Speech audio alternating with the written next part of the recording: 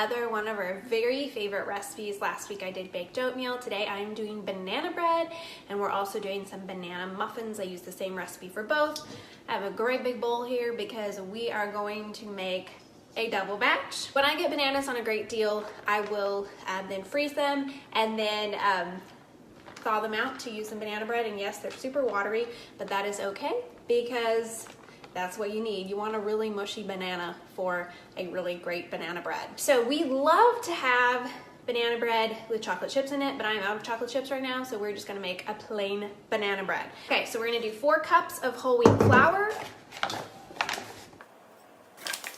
And then we're going to put in 2 teaspoons of baking soda. So 2 teaspoons baking soda. And then we need 1 teaspoon of baking powder, 1 teaspoon of salt. So that's all the dry ingredients. We are going to then mix this around in this big bowl. I typically do not use canola oil, but this is what I had on hand that needed to be used up, and so I'm going to go ahead and use canola oil. You can also use coconut oil, you can use olive oil, those would be healthier choices. So it needs 1 cup of oil of some kind. You can also substitute applesauce for some of the oil if you want to cut down on the fat and make it a little bit healthier. And then you need 4 beaten eggs,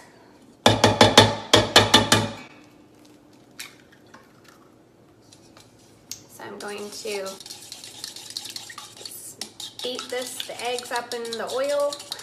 Probably it would be smarter to do this in a larger bowl, but all of my larger bowls were dirty, so we're just going to do it in a smaller bowl and make it work. Mix that together, and then we need, oops, I just splattered stuff everywhere. Okay, so 6 to 8 bananas mashed. When you have frozen them and then thawed them, it's not hard to mash them at all because, yeah. And they are pretty liquidy when you have thawed them, but we're just gonna, I think I'm actually just gonna mash them in this bag. We'll see how that works. Never done that before. But we're gonna try something new. That way I don't have to dirty up another bowl. And I just realized I forgot to put the sugar in. Glad I remembered that. Okay, we also need 2 cups of sugar. And I put all the eggs in there, so let me go dump this just a second. When I get on video, I cook like I actually cook, which is not the kind of cooking that would ever land me a cooking show, unless it was one of those cooking shows for chefs that aren't chefs. They're just wannabes, but they're actually not good at cooking. Yeah, I think I could definitely try out for one of those shows. I just splattered sugar everywhere, speaking of which. Okay, there's 1 cup of sugar. We need 2 cups of sugar, so probably there's a better way to be doing this, but this is just how we're doing it. Yes, I would say that this bowl is a little bit too small. But let's see if we can make this work. Okay, see this banana mash? Blech. But it works. And I better double check the recipe to make sure that I put everything in. Flour, baking soda, baking powder, salt, oil, sugar, eggs, bananas. And it calls for vanilla, but I'm out of vanilla, so we're just not going to use any vanilla. Now we have the mashed bananas. I'm going to go ahead and just stick them in with the dry ingredients. If you can stomach the mashed bananas, to me they kind of look like throw up, but just try not to think about it. And we're going to put in, then also we need 6 tablespoons of milk.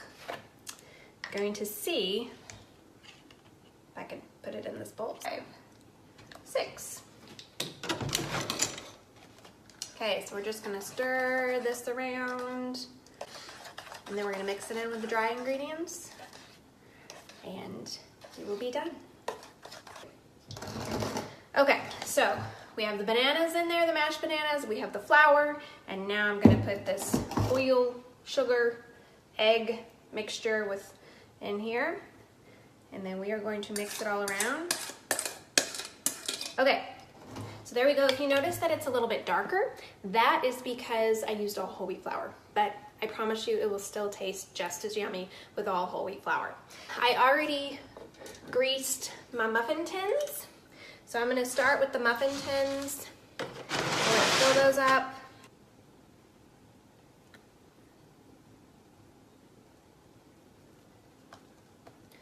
So I might end up putting a little bit more in this pan after I filled up the muffin tins if I have any left over, but I want to make sure that I have enough to fill the muffin tins well. So anyway, there you go. That is how you make our favorite banana bread, all whole wheat. And if you want to freeze it, you can just cook it, bake it, and then let it completely cool down, and then just stick the bread in a freezer bag. You can slice it beforehand or not, and then just stick the muffins in a freezer bag, and they will last in the freezer for a good 4 to 6 weeks. If they have chocolate chips in them, they will not last in the freezer that long though, because people will eat them. So there's no chocolate chips in them this time, so we'll see how long they last in the freezer. But anyway, thanks for joining me. Have a great day, and I'm gonna go finish baking my banana bread.